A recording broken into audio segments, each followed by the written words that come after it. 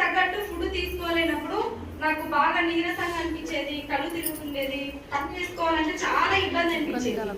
అట్లా ఉన్నప్పుడు ఎన్ని హాస్పిటల్ చూపించుకున్నా, ఎన్ని మెడిసిన్ వాడినా టైం టు టైం తినలేనప్పుడు ఏ ప్రాబ్లం కూడా నార్మల్ అవ్వదు.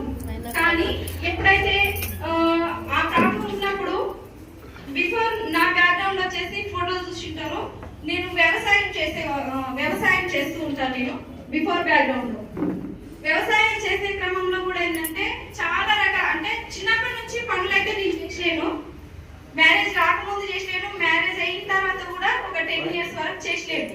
అంటే అప్పుడు ఆర్థికంగా కొంచెం బాగానే ఉన్నాం.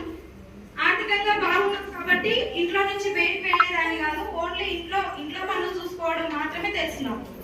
కానీ ఎప్పుడైతే మా సిచ్యువేషన్ అంటే బిఫోర్ బ్యాక్గ్రౌండ్ లో మేము కరబూజ తోట అంటారు తెలుసా,